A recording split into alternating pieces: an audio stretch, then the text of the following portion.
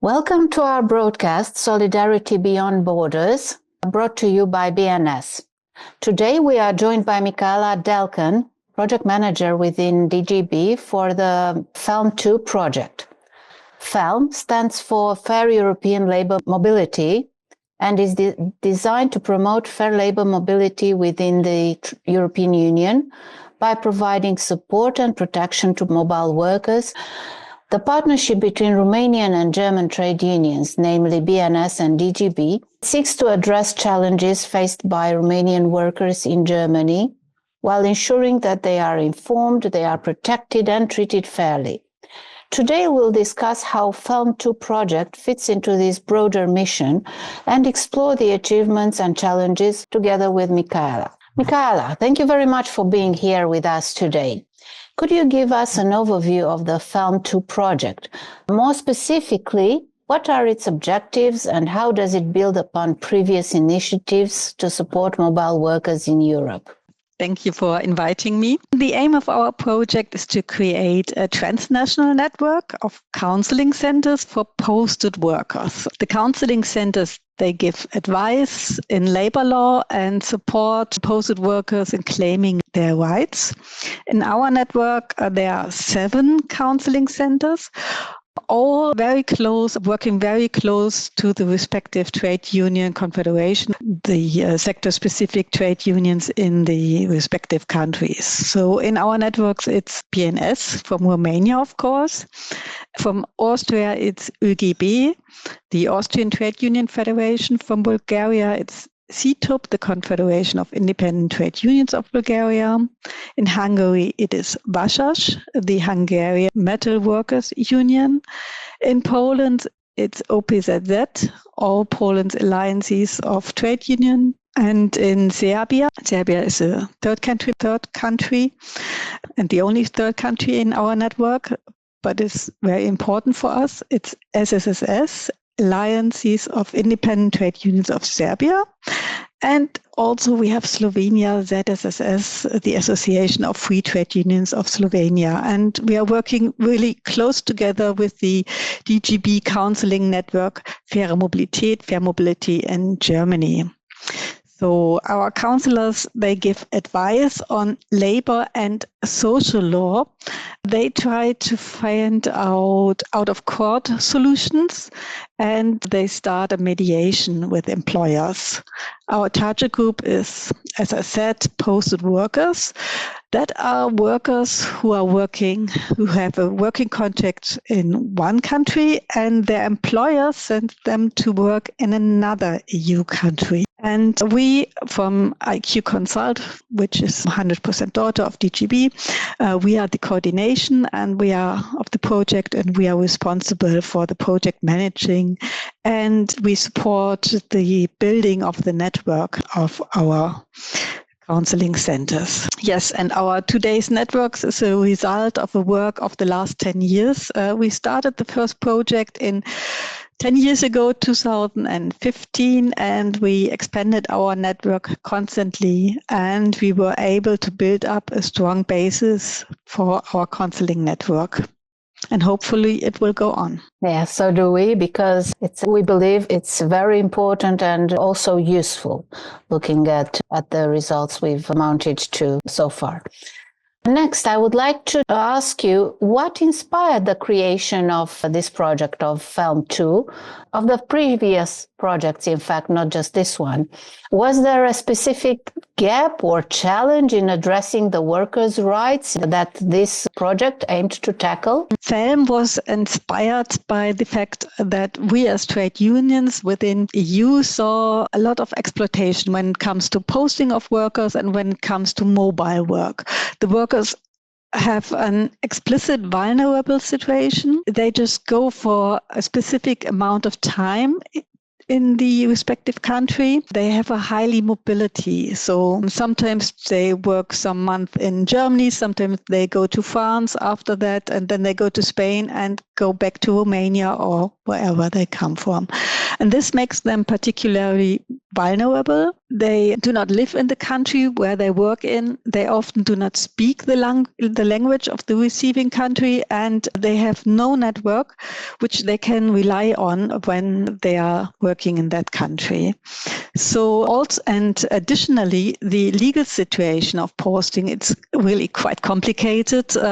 Applicable are some parts of the labor law of the sending country where the working contract was given, and some parts of the labor law of the receiving country. And this makes it complicated for the employers, but for the workers to understand what legal basis it is very hard. So in practice, we see massive violation of labor rights, wage dump and social dumping. Yes, and that's what brought us up with the idea that we need a counseling network, a real network with counseling centers in sending and receiving countries working together and supporting the workers when they have problems with their employer. Yes, indeed. The partnership between unions from Eastern European sending countries like Romania and German trade unions is central to this project. From your perspective, why is this collaboration so important, and how does it contribute to solving the problems faced, for instance, by Romanian workers in Germany? Okay, I think it's best to explain this with an example. So imagine there's a worker, he's from Romania, and his Romanian employer sends him to work in Germany, let's say on a construction site. He works very hard, he works many overtime hours, but when he receives his money, he noticed that he didn't get the wage which was agreed and which he's entitled to. So at that point, he's not very familiar with German, and he doesn't know enough about the legal situation, and he does not know what to do.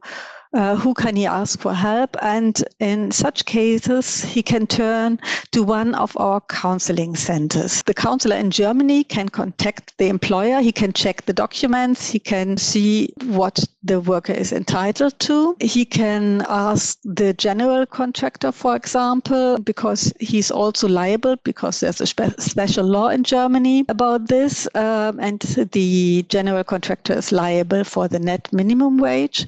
But additionally, it's also important to reach out for the counselor in Romania and to do everything that can be done in Romania. So to reach out for the authorities, to speak with the labor inspectorates, and to speak also with the employer and to find an out-of-court agreement.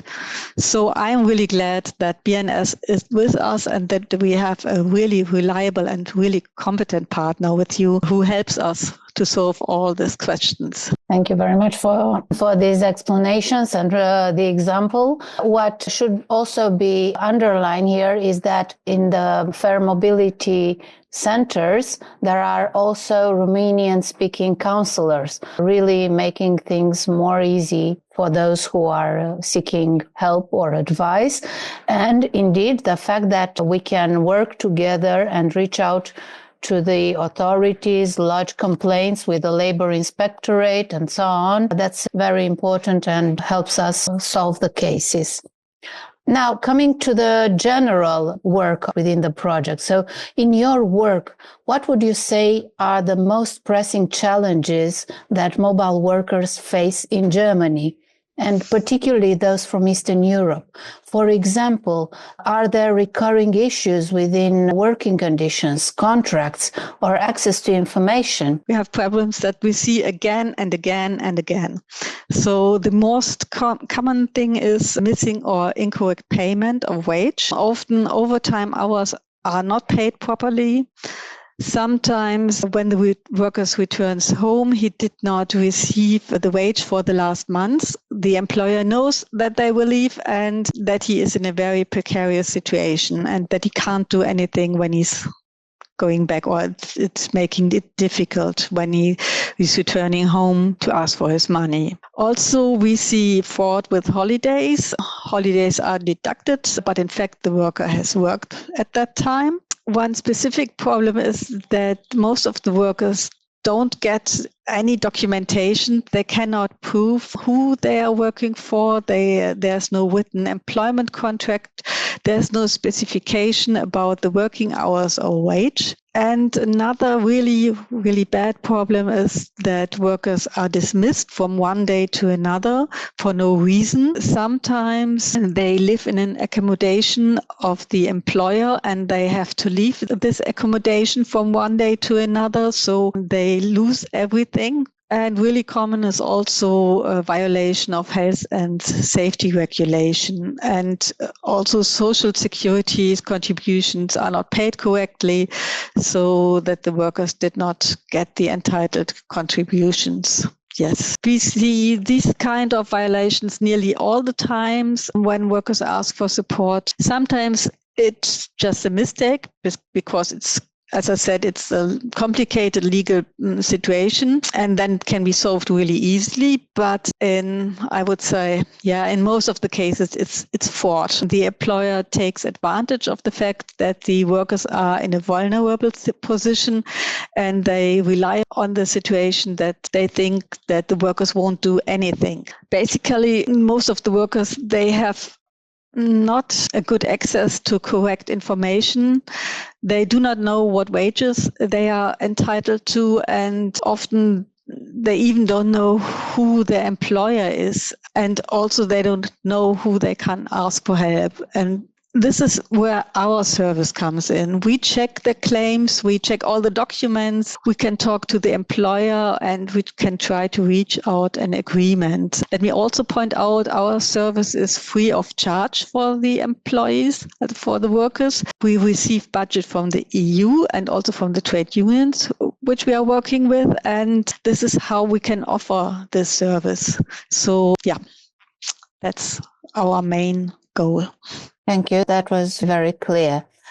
So obviously, FELM 2 emphasizes the protection of vulnerable workers, such as not only the construction workers or in care services, domicile care work, and even seasonal work. They are usually known as low-wage sectors. Could you share some examples of how the project has addressed the specific needs of these groups? As you said, the most common cases are in construction industry, seasonal work in agriculture, international road transport is a huge sector, and also home care. One case which might sound a little bit familiar to you because you worked on this case, but I thought it's a good case and it shows very good how we can support the workers. So it's a Romanian worker who contacted the German counseling center.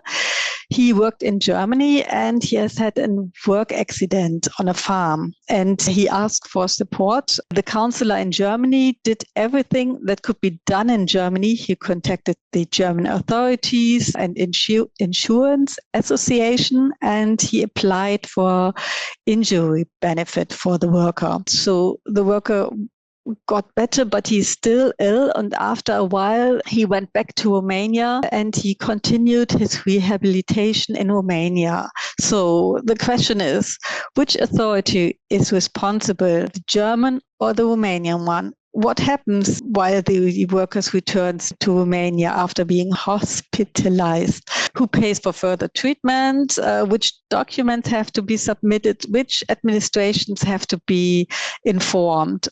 These are really typical questions that arose and which have to be clarified. So after he returned to Romania, BNS helped him. He had to find a special medical doctor whose certificate is accepted in Germany from the German Employers' Liability Insurance Association. So after that, they will cover the cost for the treatment. And now he's continuing his treatment in Romania. He still receives support by BNS. There are still questions to be clarified with the insurance company. So, for example, the reimbursement of medication costs or the application for injury benefit.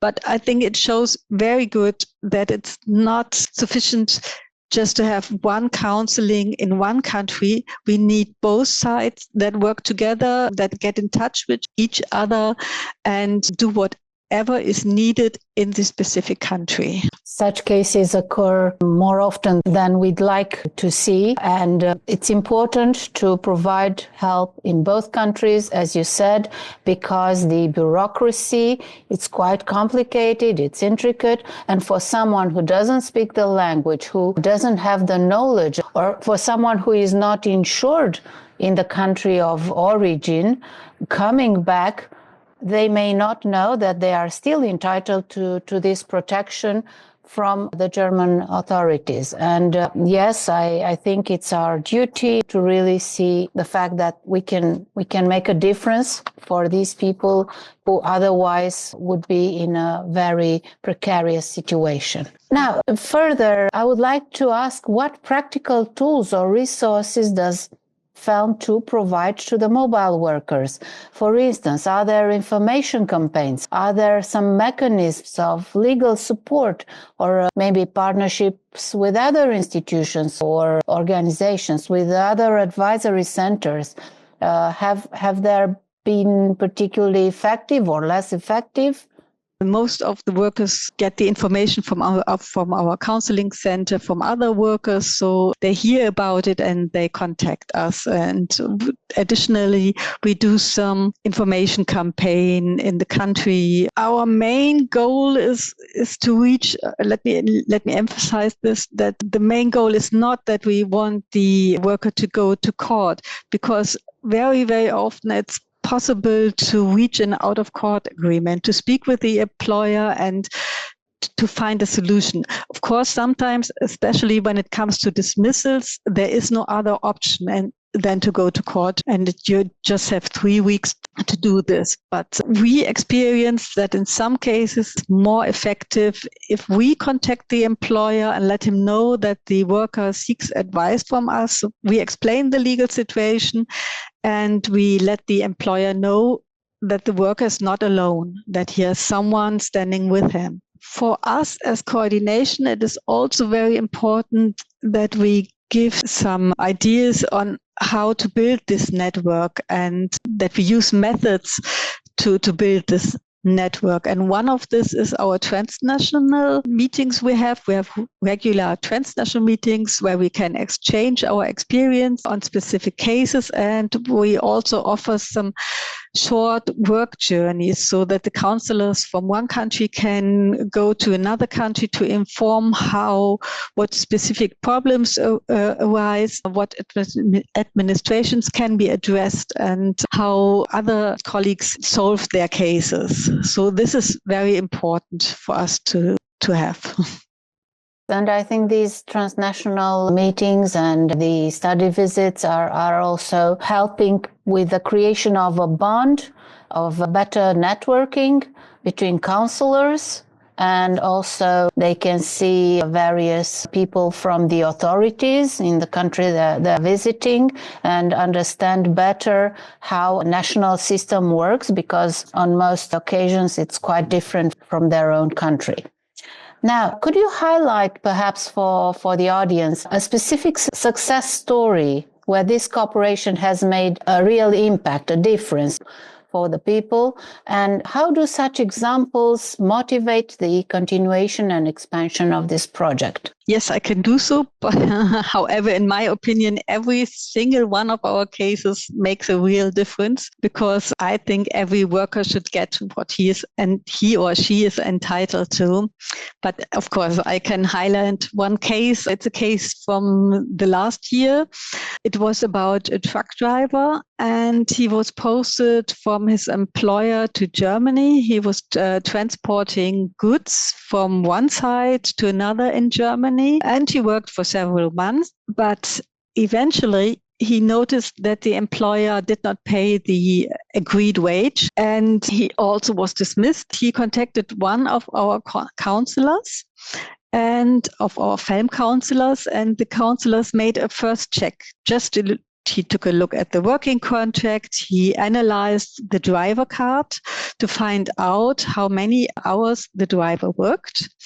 And he saw that the worker received far to less money. Then our FAM counselor contacted his counterpart in Germany, the DGB advisory network for mobility, and they coordinated together the next steps. The colleagues from Fair Mobility helped him to sort the really extensive documentation. The worker walked into the counseling center with 2 plastic bags full of documents. A real special case because we have so many documents to check, but it was really, really helpful to have them. Most of them were sort of delivery slips, so he can prove that he traveled with his truck from one side to another, that he delivered goods at these companies, and that these companies are reliable for his wage. They checked everything they could do, sort of subcontractor chain, which was very, very helpful. And after this, the FAM counselor contacted the employer, and it took really, really long discussion and several discussions. It was not fixed just in one meeting or telephone call. It took quite a while, but our counselor was able to reach out an agreement with the employer. And in addition, in Germany, the mobility counselor considered also to claim some money from the general contractor. And in the end, both sides reached out for an out-of-court agreement on the net back payment of 50,000 euros, which was quite good, I think. It's an important amount, and I think it shows also about how much money we are talking about. It's not just fraud about 100, 200 euros, it's about thousands of euros. So this was really, really important case for us, and it was solved luckily. So obviously, your example shows that trade unions have always played a key role in safeguarding the workers' rights. How does FELM 2 strengthen the capacity of trade unions like the DGB, Trade Union Confederation, and BNS, for instance, to advocate for mobile workers? I think our work is also really important for DGB or BNS and all the other unions. Unions provide really good support for mobile migrant workers all across Europe, all across different branches and regions in various forms. However, we have one big problem when it comes to mobile work. You're working in one country and then in another, and you're not very included in the country. So most of the mobile workers, migrant mobile workers, they are not member of a union because they are not really in the labor system of their sending country, and they are not really in the labor system of the receiving country. It's because of the specific transnational characteristic of their work. So, but nevertheless, mobile and posted workers, they play an important role of the EU labor market. We have the situation that wages are cheated regularly, and that labor rights are circumvented over and over and over again. And this affects the whole labor market in sending, receiving countries in whole EU. And it has an impact on every single worker. So it is very, very important to counsel these workers and to connect this counseling to trade unions. And the counseling centers can build a bridge between the posted workers and the trade unions. We are very close to the workers. We can provide an overview about what problems do they have and what do they need to solve cases to solve their problems. And at the same time, it's possible for the trade unions to reach the posted workers via our counseling centers. And sometimes we also help the workers who are guests in a country to become part of the unions of the workplaces where they are at that point and benefit from all the provisions of the collective agreements. Sometimes they are not aware of that. So it's important for us all to try to avoid as much social dumping. Right. So what lessons would you say that you and your team have learned from implementing FELM 2 project so far? And how will these lessons shape the future project? Because we hope there will be a continuation, especially in the light of the ongoing challenges like labor exploitation and the policy gaps. I think the most important lesson is that it's not enough just to give information to workers. It will not help them if they know what they are entitled to get and just to know how many holidays they have in a specific country. It's not enough. They need real counseling based on the specific situation. Someone has to check their documents. Someone has to have a look on the specific situation and support them in enforcing their rights. Also, it has to be clear that the counseling center has to work in favor of the employee. So it has to be on the side of the employee. And also one important thing is also that it has to be free of charge. They should get support free.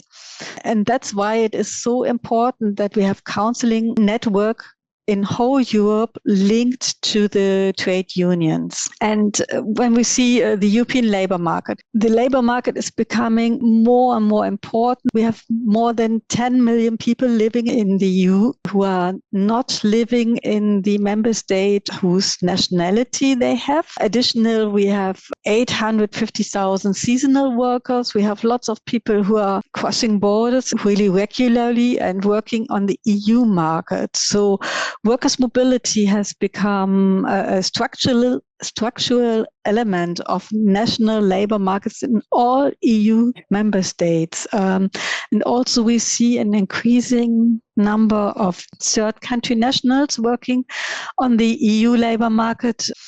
And because their permit of residence is linked to their working contract, they are specific vulnerable. So we see growing and steady need for counseling. But as I said before, our work is project funded. This means it's just for 2 years and another 2 years. And this brings in great uncertainties. What we need is reliable counseling structures so that we can plan and that we can create a real network in every EU country. Yes, that's something that's to be expected. And I think everyone should understand how important such a network would be with persistent funding without having to worry whether there will be sufficient funding in the following project period or in the next year.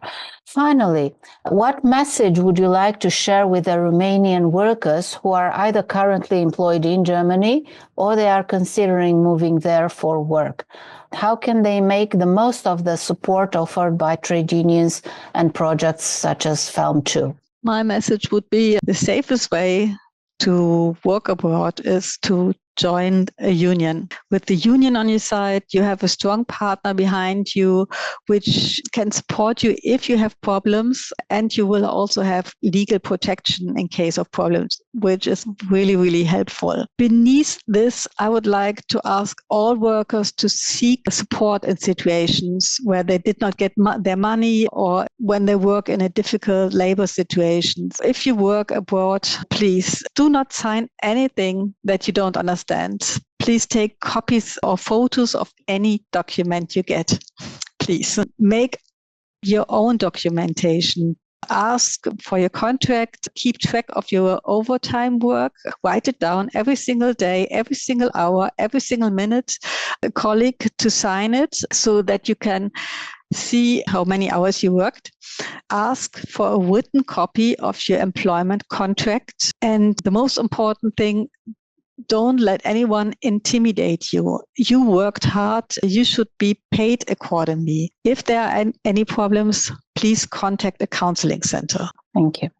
And one last thing, looking ahead, how do you envision the long-term impact of FELM 2? Are there any plans to expand its reach or strengthen its collaboration with other European trade unions and institutions?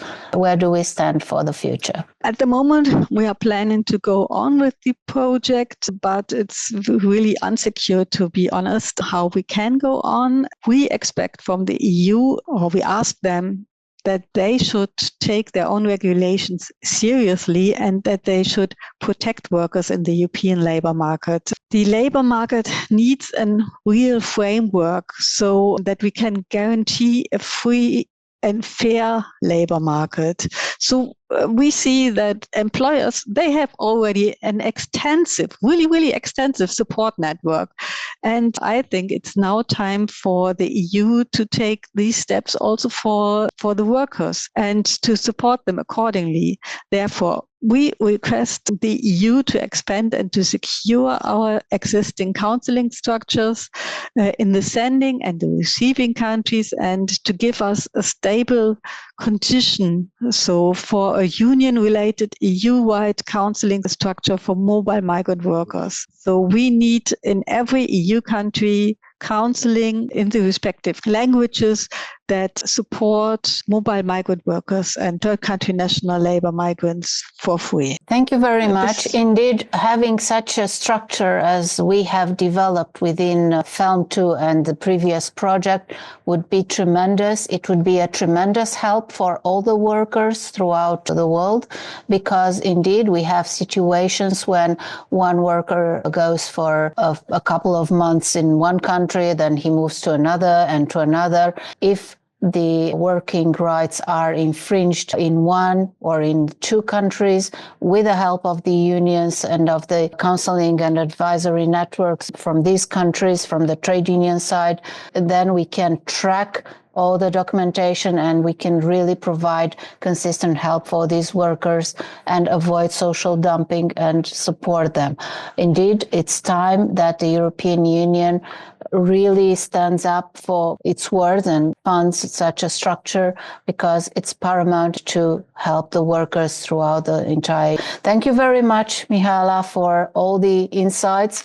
It's been very informing, it's been very useful, and we really look forward to continue our work together to help as many workers as possible to have their rights withheld, and we'll be by their side as much as we did until now.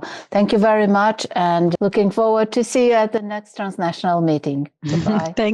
Thanks a lot, Mirela. It was a pleasure.